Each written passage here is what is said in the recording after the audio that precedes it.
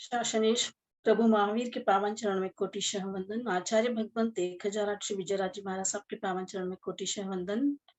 लोक में विचरण करने वाले समस्त चारित्र आत्माओं के पावन चरण में कोटिशः वंदन। एक सूत्र के द्वारा अपन क्लास के स्टार्ट करेंगे।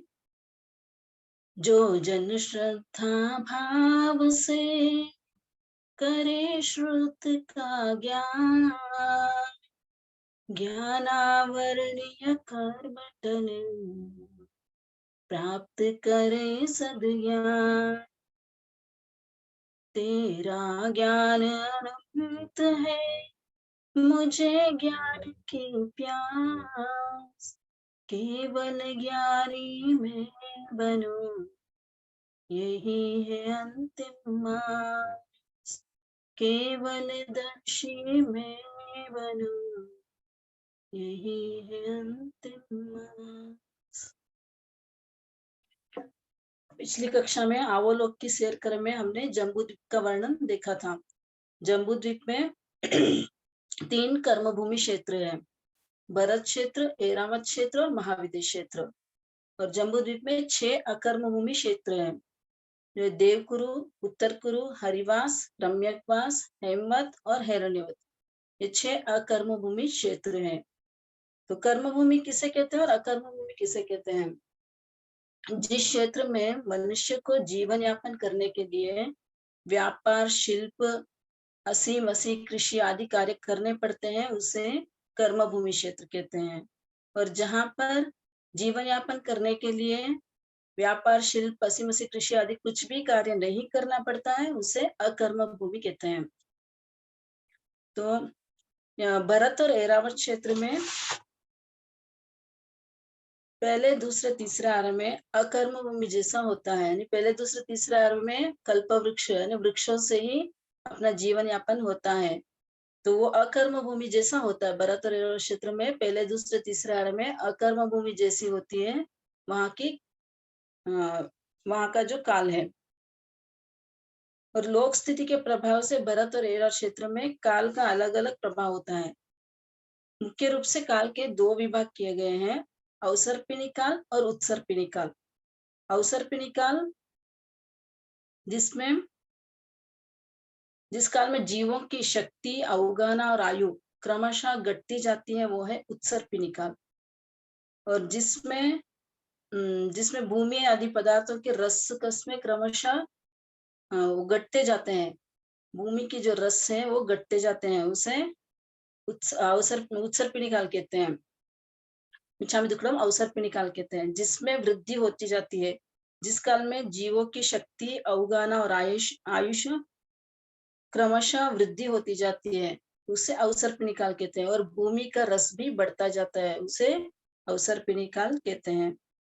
उत्सर्पिणी काल जो है 10 कोटि सागरोपम का होता है, और अवसर्पिणी काल भी 10 कोटि सागरोपम का होता है। तो अब अपन 6 आरोप के बारे में जानेंगे। अवसर्पिणी काल के 6 आरोप के बारे में जानेंगे।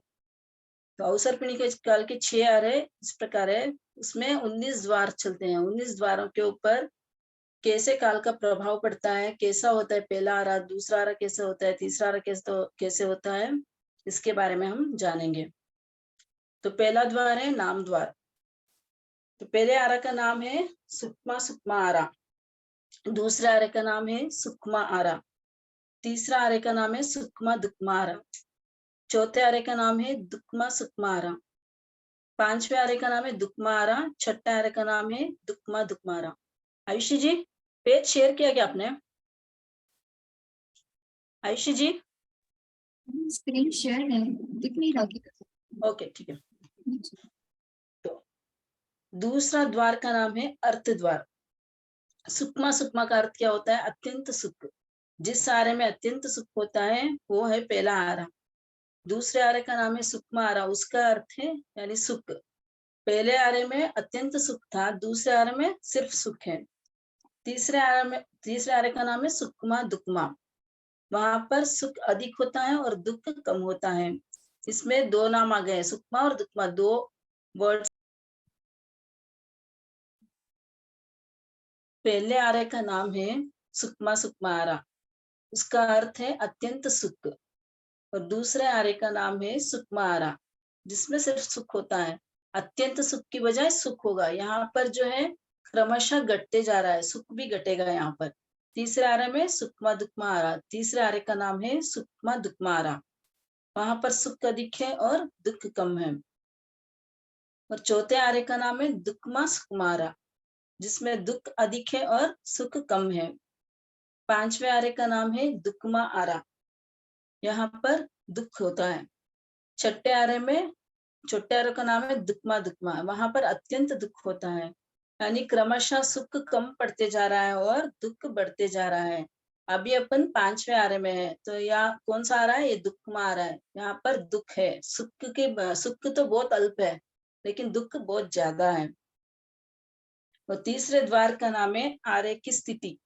पहले आर्य की स्थिति कितनी है? 4 कोटि सागरोपम की। पहला आरा कितना होता है? 4 कोटि सागरोपम का होता है।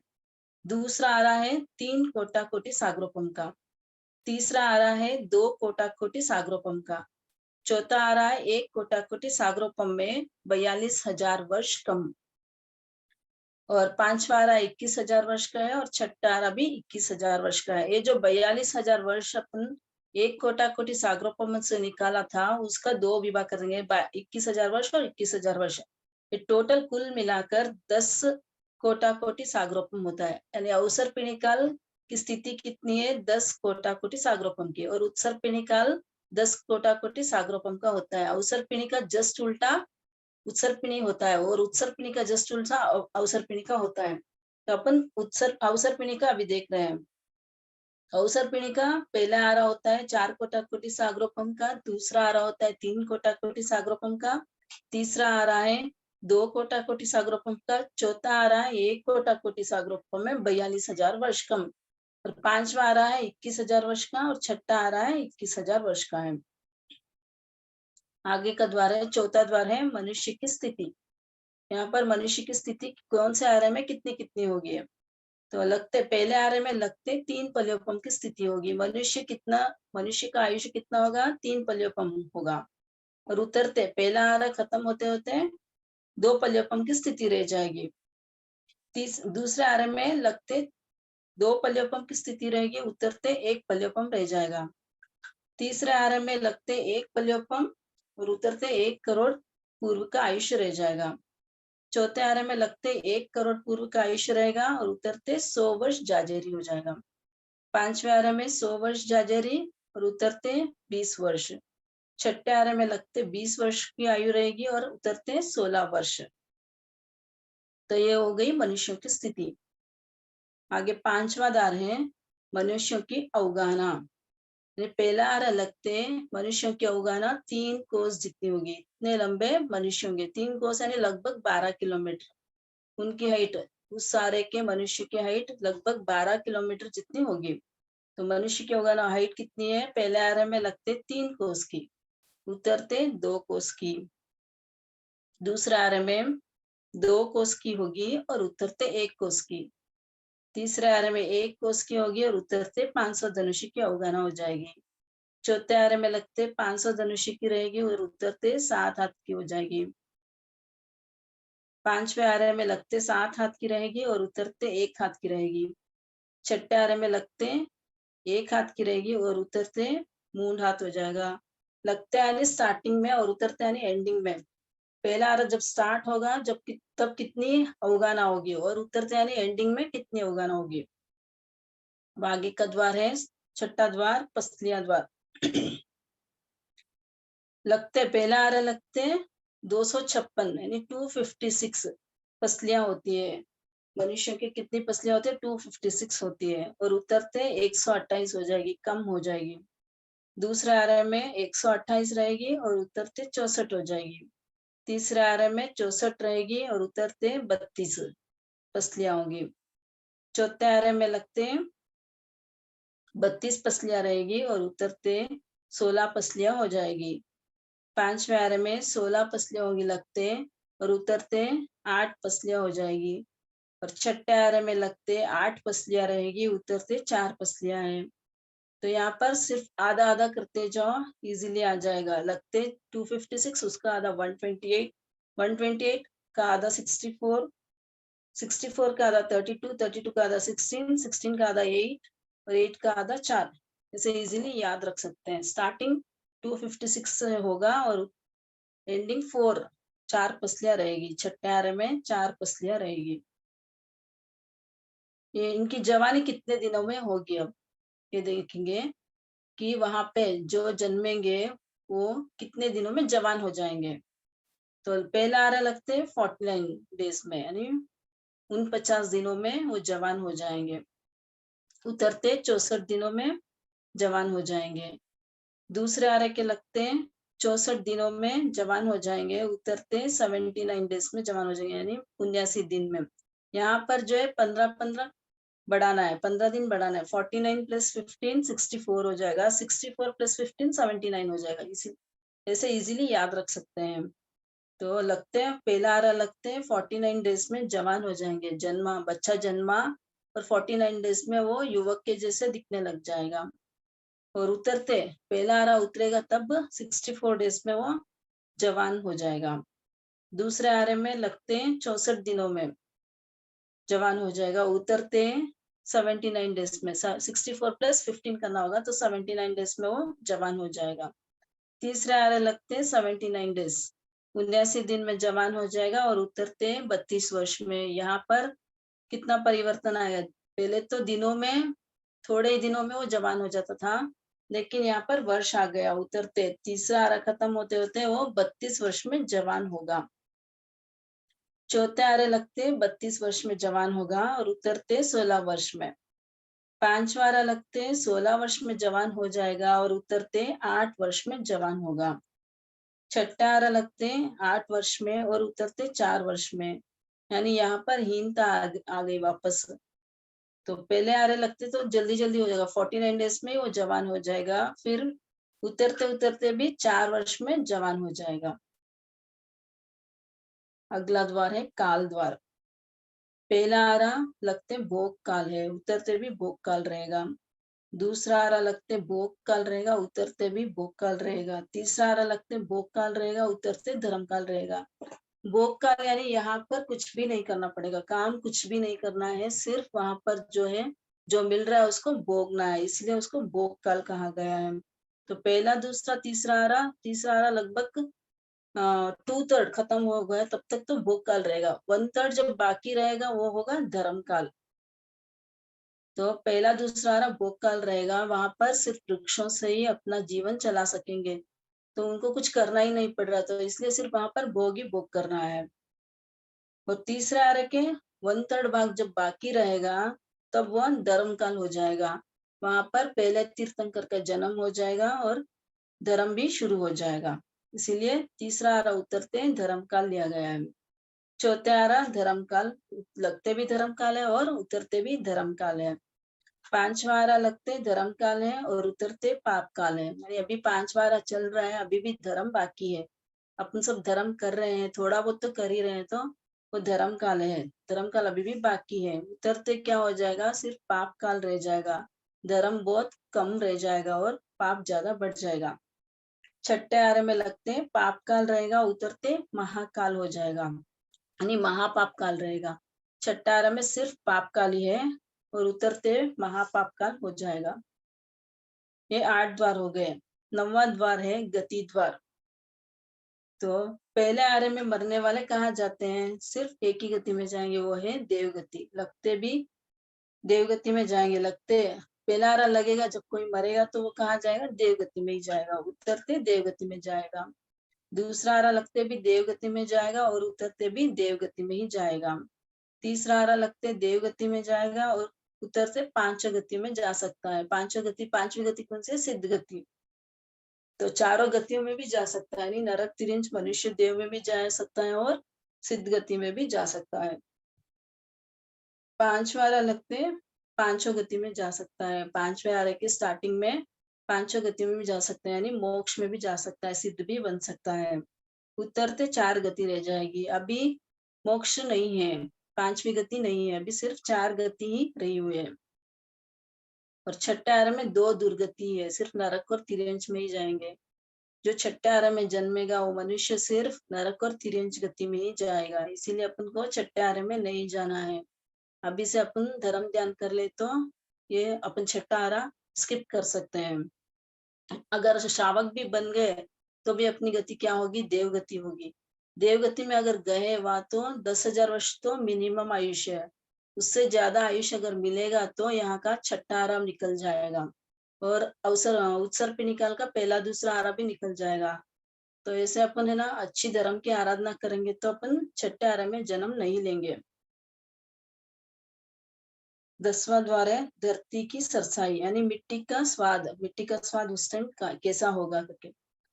पहले आरे में लगते हैं मिश्री जैसी होगी, वो मिट्टी का स्वाद कैसा होगा, मिश्री जैसा मीठा होगा। और उतरते हैं शक्कर जैसी हो जाएगी। मिश्री थोड़ा ज्यादा मीठी होती है शक्कर से भी, तो यहाँ पर घटी है, मिश्री से शक्कर जैसी हो गई।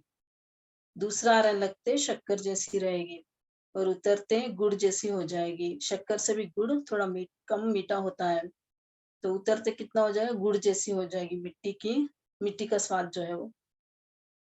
तीसरा आरा लगते हैं गुड़ जैसी रहेगी उतरते हैं गटिया गुड़ जैसा हो जाएगा, मिट्टी का स्वाद गटिया गुड़ जैसा हो जाएगा। चौथे आरे में लगते अच्छी मिट्टी जैसी रहेगी और उतरते गटिया मिट्टी जैसी हो जाएगी। पांचवा आरा लगते गटिया मिट्टी जैसी रहेगी, उतरते कुम्हार के निमाड़े की राख जैसे। कुम्हार जो मटकिया को पकाता है वहां पर जो राख होती है, उस राख का जो टेस्ट होता है वो स्वाद पांचवे आरे के उतरते होगा। छठे आरे लगते हैं बंजर जैसी हो जाएगी और उतरते अत्यंत गटिया राख जैसी हो जाएगी, मिट्टी का स्वाद अत्यंत गटिया राख जैसा हो जाएगा। 11वां द्वार है आहार की इच्छा। पहला आहार लगते 3 दिन में भूख लगेगी, उतरते 2 दिन में। आहार की इच्छा कब होगी, यानी भूख कब लगेगी, तो पहले आहार के मनुष्य को कितने दिन के बाद भूख लगेगी, 3 दिन के बाद। स्टार्टिंग में 3 दिन के बाद, उतरते उतरते 2 दिन के बाद भूख लगेगी, यानी आहार की इच्छा होगी। दूसरे आहार लगते 2 दिन में आहार की इच्छा होगी, उतरते 1 दिन में। तीसरा आहार लगते 1 दिन में आहार की इच्छा होगी और उतरते 1 बार, यानी लगते तीसरा आहार लगेगा तब 1 दिन के बाद खाने की इच्छा होगी और उतरते उतरते दिन में 1 बार खाने की इच्छा हो जाएगी। चौथा आहार में लगते 1 बार, उतरते अनेक बार। पांचवा आहार में लगते अनेक बार, उतरते बार बार खाने की इच्छा होगी। अपन अभी देख रहे हैं कितनी बार अपन खा रहे हैं, 3 टाइम तो वैसे खा ही रहे हैं, अगर 5 बार उतरते उतरते फिर बार बार खाने की इच्छा हो जाएगी। छठे आहार लगते बार बार, उतरते बारंबार, यानी भूख मिटेगी ही नहीं, कभी भी वो भूखा ही रहेगा। 12वां द्वार है कितना आहार। आहार तो कर रहे हैं लेकिन कितना आहार करेंगे। पहले आहार में तुवर की दाल जितना आहार करेंगे, लगते हैं तुवर की दाल जितना आहार करेंगे। और दूसरे आहार में बेर के बराबर आहार करेंगे। तुवर की दाल कितनी छोटी होती है, उतना सा आहार करेंगे तो उनको तृप्ति हो जाएगी, उनका पेट भर जाएगा पहले आहार में। दूसरे आहार में बेर के बराबर आहार करेंगे। बेर थोड़ा सा मोटा होता है, तुवर की दाल से भी थोड़ा सा मोटा, तो थोड़ा आहार ज्यादा चाहिए। दूसरे आहार में थोड़ा सा बढ़ गया, बेर के बराबर हो गया। तीसरे आहार में आंवले के बराबर, उससे थोड़ा बड़ा साइज हो गया। दूसरे आहार में बेर के बराबर था, तीसरे आहार में आंवले के बराबर आहार करेगा।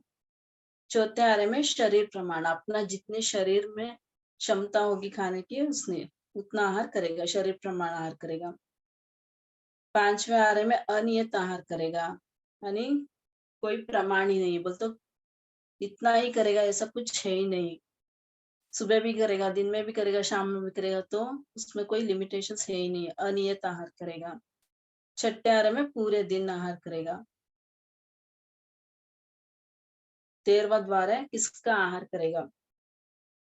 पहले आहार में फल और फूल का ही आहार करेगा, वहां पर कुछ बनाना नहीं, कुछ भी नहीं कर, 10 प्रकार के वृक्षों से उनको सब कुछ मिल जाएगा, फल फूल आदि का ही आहार करेंगे वहां पर। दूसरे आहार में भी फल फूल का ही आहार करते हैं। तीसरे आहार में फल फूल और अन्नाहार करेंगे। चौथे आहार में अन्नाहार करेंगे। पांचवें आहार में अन्नाहार और तुच्छाहार करेंगे, यानी आहार में कुछ भी शक्ति नहीं रहेगी, इसलिए तुच्छाहार है, उसमें कुछ रस ही नहीं रहेगा।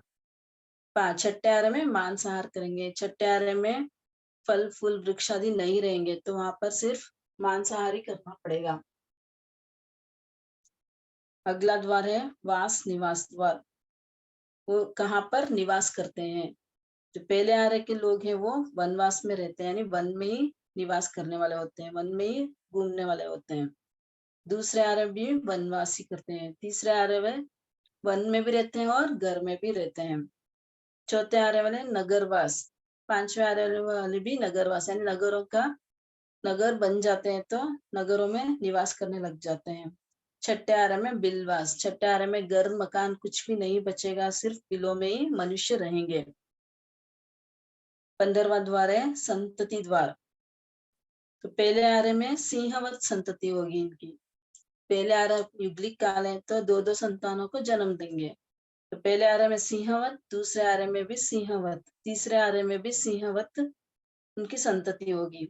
चौथे आर्य में गायवत, जैसे गाय बच्चे को जन्म देती है उस प्रकार मनुष्य भी जन्म देंगे अपने बच्चे को।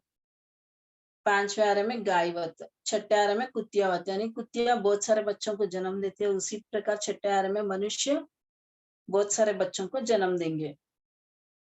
16वां द्वार है सहनन द्वार। सहनन 6 प्रकार के होते हैं। वज्र ऋषभ नारज, नारद सहनन, अर्ध नारज, कीलिका और सेवार्थक सहनन। ये 6 प्रकार के सहनन में पहले आर्य में वज्र ऋषभ नारद सहनन होता है, दूसरे आर्य में भी वज्र ऋषभ नारद सहनन होता है, तीसरे आर्य में भी वज्र ऋषभ नारद सहनन होता है। क्योंकि पहले दूसरे तीसरे आर्य वाले मनुष्यों की पुण्यवानी बहुत अच्छी होती है, तो उनका वज्र ऋषभ नारद सहनन ही होता है। चौथे आर्य में 6 सहनन पाए जाते हैं। पांचवें आर्य में 6 सहनन और अंत में सिर्फ एक ही सहनन रहेगा, वो है सेवार्थक सहनन। छठे आर्य में सेवार्थक सहनन रहेगा। अगला द्वार है संस्थान द्वार। 17वां द्वार है संस्थान द्वार। संस्थान भी 6 प्रकार के होते हैं। समचतुरस, न्याग्रत परिमंडल, वामन, कुब्जक, हुंडक और 6 संस्थान होते हैं। तो पहले आर्य में समचतुरस संस्थान होता है, दूसरे आर्य में समचतुरस संस्थान होगा, तीसरे आर्य में भी समचौरस संस्थान ही होगा। चौथे आर्य में 6 संस्थान मिलेंगे, पांचवें आर्य में भी 6 संस्थान मिलेंगे और अंत में सिर्फ एक संस्थान मिलेगा, वो है कुंडक संस्थान। तो हो गए संस्थान द्वार। 17 द्वार हो गए अपने। 18वां द्वार है स्पर्श द्वार। तो यहाँ की धरती का स्पर्श कैसे होगा? पहले आर्य में मक्खन जैसा होगा, धरती का स्पर्श मक्खन जैसा होगा। दूसरे आर्य में रेशम के गुच्छे जैसा होगा, रेशम बहुत सॉफ्ट होता है उस प्रकार उसका स्पर्श होगा। तीसरे आर्य में आग की रुई के जैसा, ये रुई थोड़ी सॉफ्ट रुई होगी तो उस जैसा स्पर्श होगा। चौथे आर्य में रुई जैसा और सामान्य रुई जैसा। पांचवें आर्य में कंकर पत्थर के सदृश होगा, अभी जो है वो कंकर पत्थर सदृश अपने मिट्टी का स्पर्श होगा। छठे आर्य में सर्प बिच्छू डंक जैसा होगा, तलवार धार सदृश होगा, यानी इतने शार्प होगा। मिट्टी का जो स्पर्श होगा वो सर्प बिच्छू डंक के जैसा होगा, तलवार की धार सदृश होगा। आगे आएगा 19वां द्वार वर्ण द्वार, वर्षा द्वार। पहले आर्य में वर्षा होगी तो 10,000 वर्ष तक धरती की सरसाई नहीं जाएगी, यानी धरती की नमी नहीं जाएगी, धरती में सरसता रहेगी। 10,000 वर्ष तक वो सूखेगी नहीं।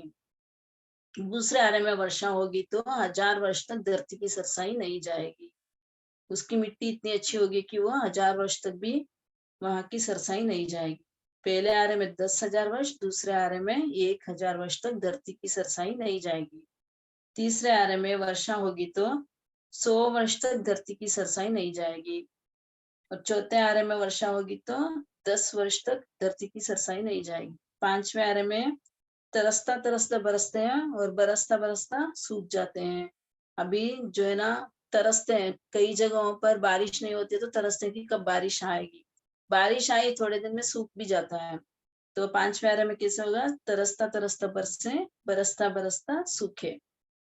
छठे आर्य में गोबर के अंगारों के अंगारा और खड्गदार जैसी वर्षा होगी।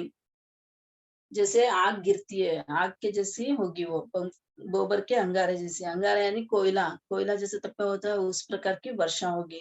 और खड्गदार जैसी वर्षा होगी जिससे पर्वत, घर आदि सब टूट जाएंगे। तो ऐसा है 6 आरों का वर्णन, अवसर पे निकाल के 6 आरों का वर्णन पूरा होता है। 19 द्वारों में पूरा अवसर पे निकाल के 6 आरों का वर्णन पूरा होता है। तभी 10 प्रकार के कल्प वृक्ष वृक्ष जो है जिनसे अकर्म भूमि में उनका जीवन यापन होता है, वे वृक्ष किस प्रकार है देखते हैं। उन वृक्षों के नाम, पहला वृक्ष है मतंगा वृक्ष, वो फल देने वाला, जूस देने वाला वृक्ष है। अगर किसी को इच्छा हो कि उसे फल खाना है या जूस पीना है तो उस वृक्ष के पास जाता है और वो फल खा लेता है वहां पे जाकर। दूसरा वृक्ष है बांगा वृक्ष, बांगा यानी बर्तन देने वाला वृक्ष। अगर किसी को कुछ इच्छा हुई बर्तन चाहिए तो वहां बर्तन मिल जाते हैं। तुड़ियांगा वृक्ष, तीसरा वृक्ष है तुड़ियांगा वृक्ष, वाद्य यंत्र देने वाला वृक्ष यानी इंस्ट्रूमेंट्स देने वाला वृक्ष है, म्यूजिकल इंस्ट्रूमेंट्स। और चौथा है दीप शिखांग वृक्ष, जिसमें दीपक के समान प्रकाश करने वाला वृक्ष है। पांचवा वृक्ष है ज्योति शिखांग वृक्ष, सूर्य के समान प्रकाश करने वाला वृक्ष होता है। वहां पर दीपक भी जलाने की जरूरत नहीं, लाइट्स की जरूरत नहीं, इन वृक्षों से ही सब कुछ हो जाता है। चितंगा वृक्ष, भोजन देने वाला वृक्ष, भोजन की इच्छा हुई वृक्ष के पास जाओ तो भोजन मिल जाएगा आपको। चित्ररसा, मिठाई देने वाला वृक्ष, मिठाई की इच्छा हुई तो चित्ररसा वृक्ष के पास जाओ, मिठाई मिल जाएगी। मणियंगा वृक्ष, आभूषण देने वाला वृक्ष है। मणियंगा वृक्ष में आभूषण मिलेंगे। अगर वो उस वृक्ष आभूषण पहनने की इच्छा हुई तो उस वृक्ष के पास जाओ और आभूषण लेके पहन लो। गोहगारा वृक्ष यानी घर देने वाला वृक्ष, जिस वृक्ष से घर मिलते हैं वो वृक्ष है गोहगारा वृक्ष। 10वां है अनिगणा वृक्ष यानी वस्त्र देने वाला वृक्ष। वस्त्र पहनने की इच्छा हुई तो इस वृक्ष से वस्त्र भी मिल जाते हैं। ये प्रत्येक वृक्ष जो है एक एक वस्तु को ही देने वाले होते हैं, एक एक की वस्तु इनसे मिलेगी। तो ये 10 प्रकार के वृक्ष से अकर्म भूमि में अपना जीवन यापन हो जाता है, वहां पर कुछ भी नहीं करना पड़ता है।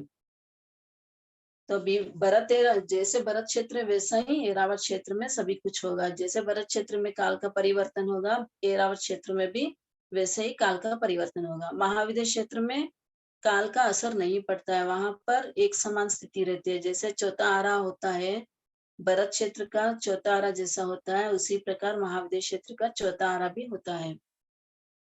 छठे आरे में क्या क्या होने वाला है इसके बारे में जानेंगे। 5वें आरे के अंत में 4 जीव एकाभवतारी होंगे। तो 5वें आर्य के अंत तक अपना धर्म रहेगा, यानी एक साधु, एक साध्वी, एक श्रावक और एक श्राविका रहेंगे। 5वें आर्य के अंत तक भी अपना ये चतुर्विध संघ रहेगा। श्रावक, श्राविका, साधु, साध्वी रहेंगे, वो भी एक भव अवतारी होंगे। 4 जो जीव है वो एक भव अवतारी होंगे। वो कौन है? पहले दुप्पसा आचार्य, साधु है दुप्पसा आचार्य, और साध्वी है फाल्गुनी साध्वी। साधु है दुप्पसा आचार्य, फाल्गुनी साध्वी। श्रावक है जिंदा श्रावक और श्राविका है नागश्री।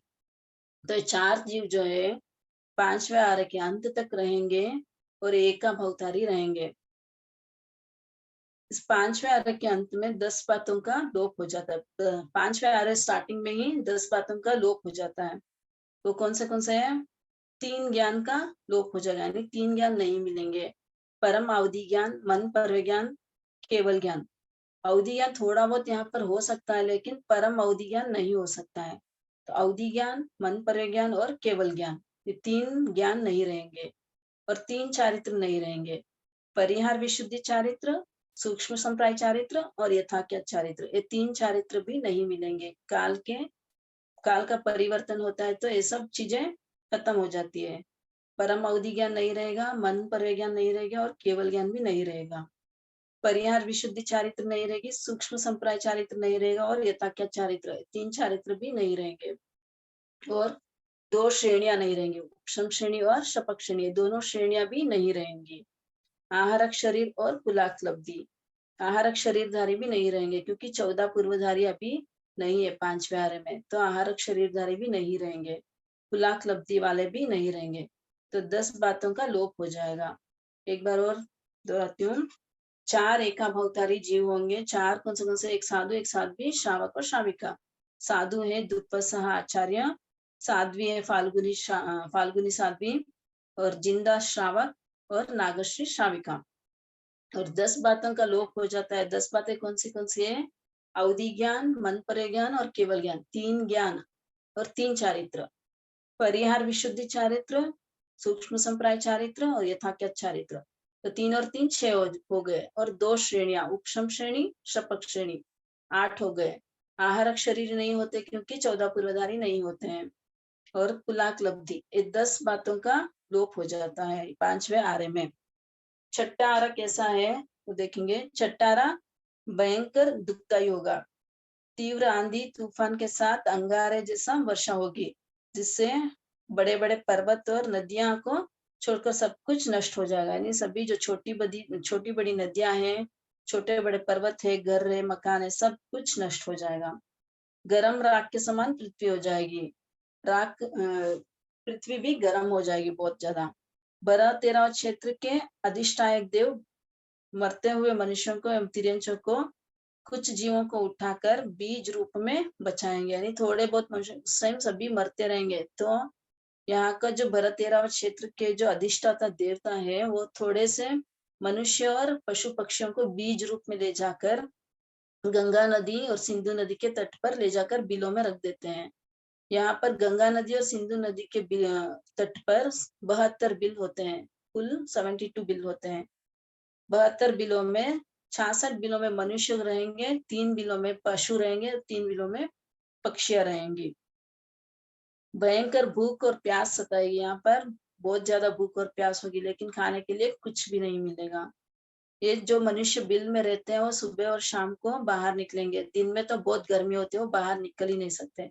तो सुबह थोड़ी ठंडी होती है और शाम को थोड़ा ठंडी रहती है, तो उस टाइम बाहर निकलेंगे और गंगा सिंधु नदी में जो मच्छकच है उनको निकालेंगे, और जो गरम जो रेत होती है, गरम रेत होती है, उसमें गाड़ देंगे, गरम मिट्टी के अंदर गाड़ देंगे, उससे वो पक जाएंगे।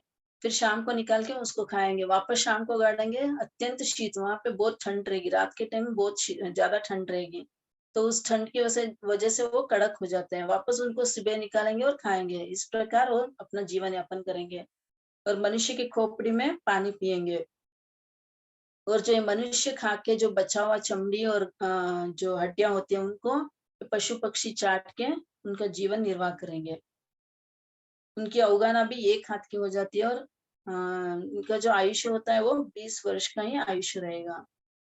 ये बहुत काले डरावने रहेंगे, कुरूप रहेंगे। इनका शरीर दुर्गंधमय शरीर वाला हो जाएगा। और मनुष्य कामी क्रोधी रोगी होगा। उसको अनेक रोग सताते रहेंगे हरदम। वे आपस में लड़ते रहेंगे, झगड़ते रहेंगे और मरकर दोनों 2 ही गति में जाएंगे, नरक गति या तिर्यंच गति में ही जाकर उत्पन्न होंगे। और 6 वर्ष की जो स्त्री है वो गर्भ को धारण करेगी। सुअर व कुत्ते के समान बहुत संतानों को जन्म देंगे। अभी जो 1 या 2 ऐसे ही देखते हैं, अपन जन्म देते हैं तो 1 या 2 पुत्र ऐसे होते हैं, लेकिन छठे आरे में बहुत सारे 4, 5, 6 ऐसे बच्चों को जन्म देंगे।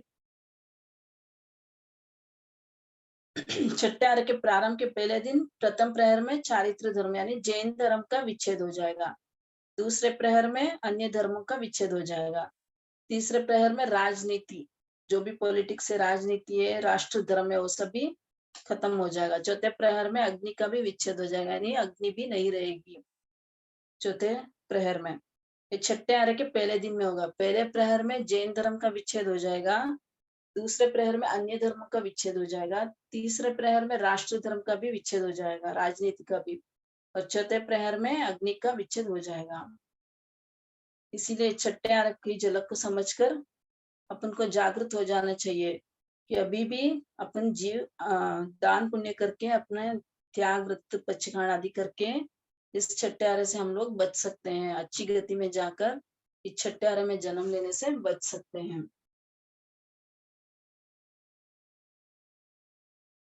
कर्म भूमि के जो मनुष्य युगलिक होते हैं वो कैसे होते हैं, उनके बारे में जानेंगे।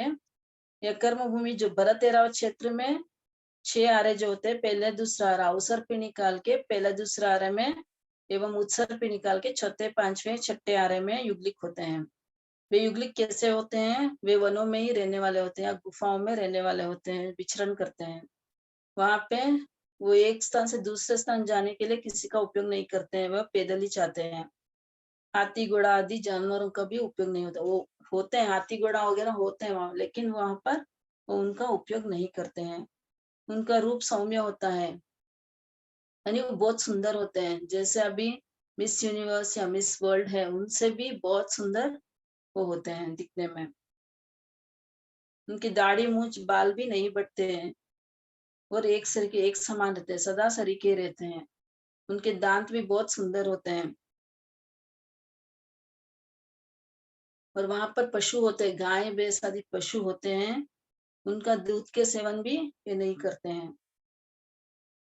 और इनके सिर के बाल चिकने लंबे होते हैं, कभी भी सफेद नहीं होते। यानी यहाँ पर तो सफेद हो जाते हैं अपने बाल, तो वहां पर जो युगलिक है, युगलिक के बाल कभी सफेद नहीं होते हैं।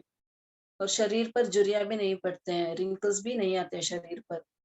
स्त्रियां सदा सुहाग से संपन्न रहती है, यानी स्त्रियां सदा ही सुहागिन रहती है, क्योंकि युगलिक जन्म लेते हैं तो युगलिक फिर मरते भी एक साथ में है। जन्म भी एक साथ में लेते हैं और मरते भी एक साथ में है। जो जोड़े से उत्पन्न होते हैं वो पूरा लाइफ लॉन्ग भाई बहन के जैसे रहते हैं।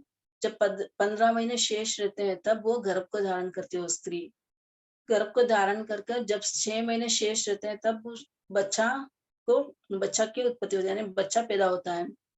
वो जो है उसका लालन पालन सिर्फ उनको 49 डेज करना पड़ता है पहले आरे में, फिर 64 डेज, फिर 79 डेज, ऐसे अलग अलग बदलता रहेगा। लेकिन फिर भी 6 महीने जब शेष रहता है तभी उनके युगल उत्पन्न होगा। तो 15 महीने जब शेष रहेंगे तब वो गर्भवती होगी स्त्री, और 6 महीने जब शेष होता है तब उनके संतान होगी। तो ऐसे युगलिक होते हैं। अभी अपन लघुदंडक के बारे में जानेंगे। अवलोक की शेर करे के बारे में यहीं तक रखेंगे। अगली कक्षा में महाविद्य क्षेत्र का देखेंगे। भरत एरावत क्षेत्र और जम्बूद्वीप में जो भरत एरावत क्षेत्र है उसका कंप्लीट हो गया। महाविद्य क्षेत्र के बारे में अगली कक्षा में देखेंगे।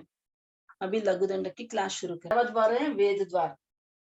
अंगोपाम नाम कर रहे उदय से प्राप्त शरीर की बाह्य आकृति, यानी जो आकृति अपन को दिख रही है, बाह्य आकृति जो है, चिन्ह विशेष को द्रव्य वेद कहते हैं।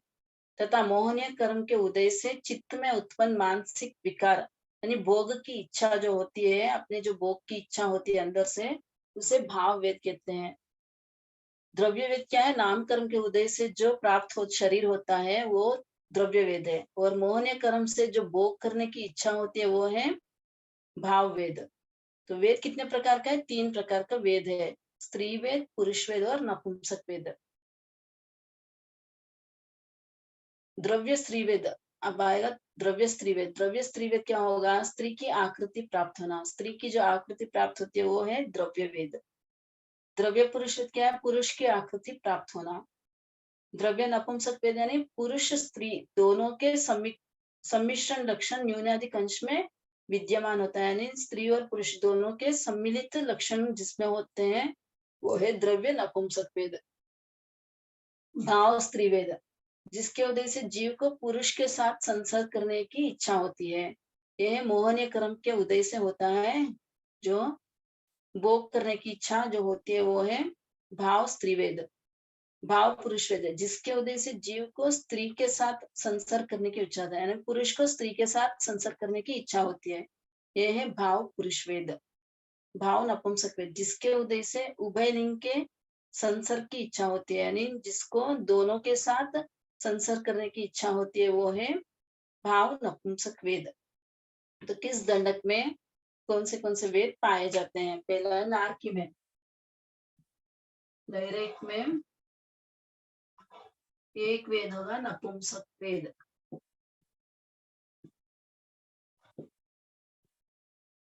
वे ना तो स्त्री होते हैं ना पुरुष होते हैं, सिर्फ नपुंसक होते हैं। नारकी जीव जो है वो नपुंसक होते हैं। तो वहां पर एक वेद होगा नपुंसक वेद। भवनपति से भवनपति से दूसरे देवलोक तक।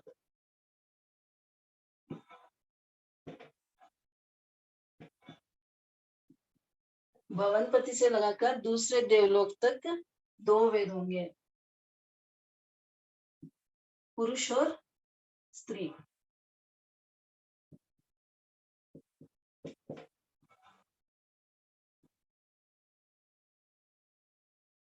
यानी भवनपति से लेकर दूसरे देवलोक तक, यानी भवनपति, वाणवंतर, ज्योतिषी, पहला दूसरा देवलोक और पहला किल्बिषी, ये 64 प्रकार के देवता में 2 वेद पाए जाते हैं, पुरुष वेद और स्त्री वेद।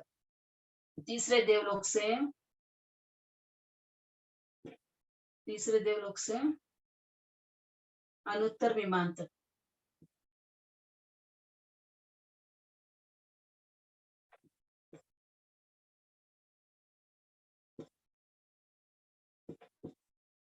एक वेद पुरुष वेद ही पाया जाता है। यानी देवलोक में स्त्रियां कहाँ तक होती है? 64 प्रकार के जो देवता होते हैं वहां तक की स्त्रियां होती है, उसके यानी देवियां होती है। उसके आगे सिर्फ देव ही होते हैं, एक ही पुरुष वेदी होता है तो वहां पर सिर्फ देव ही होते हैं। यहाँ पर देव और देवी दोनों होते हैं। भवनपति से दूसरे देवलोक तक देव और देवी यानी पुरुष वेद और स्त्री वेद दोनों वेद होता है। तीसरे देवलोक से अनुत्तर विमान तक एक पुरुष वेदी होता है। 5 स्थावर 3 वितलेंद्रिय में।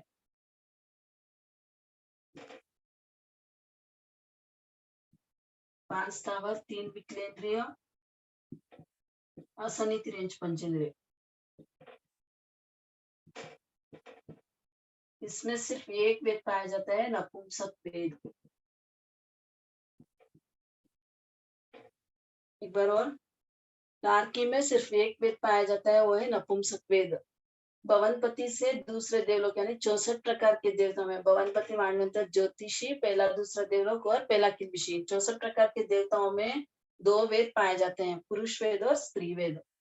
तीसरे देवलोक से अनुत्तर विमान तक एक पुरुष वेद ही पाया जाता है, यानी वहां पर सिर्फ देव ही होते हैं, देवियां नहीं होते। तीसरे देवलोक से ऊपर सिर्फ देव होते हैं। 5 स्थावर 3 वितलेंद्रिय, असनिति रेंज पंचेंद्रिय में एक नपुंसक वेद ही होता है।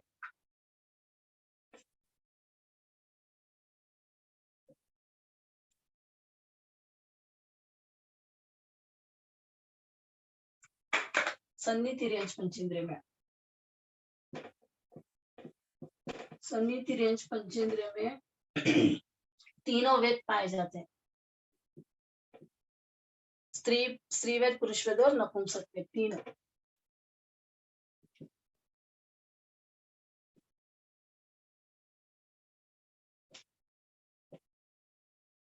सन्निधि रेंज पंचेंद्रिय में तीनों वेद पाए जाते हैं, स्त्री वेद, पुरुष वेद और नपुंसक वेद। कर्मभूमि मनुष्य में, कर्मभूमि मनुष्य में तीनों वेद पाए जाते हैं, स्त्री, पुरुष और नपुंसक तीनों वेद पाए जाते हैं और अवेदी भी होते हैं। 9वें गुणस्थान के बाद 9वें गुणस्थान से अवेदी भी होते हैं।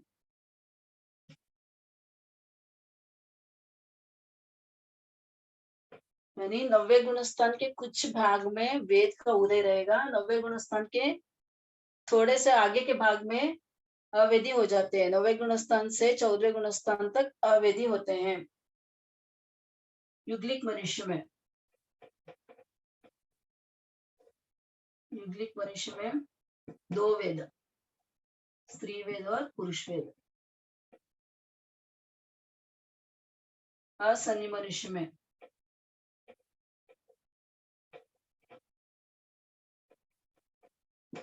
एक नपुंसक वेद।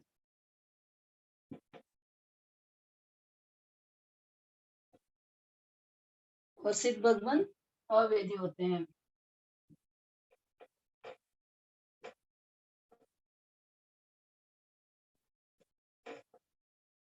सन्निधि रेंज पंचेंद्र में 3 वेद पाए जाते हैं, स्त्री वेद, पुरुष वेद और नपुंसक वेद पाए जाते हैं।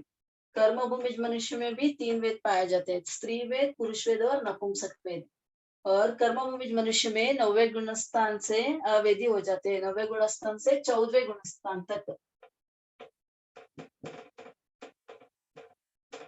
9वें गुणस्थान से 14वें गुणस्थान तक अवेदी भी होते हैं। युग्लिक मनुष्य में 2 वेद पाए जाते हैं, स्त्री वेद और पुरुष वेद। और असंधि मनुष्य में एक नपुंसक वेद ही पाया जाता है। सिद्ध भगवान अवेदी होते हैं।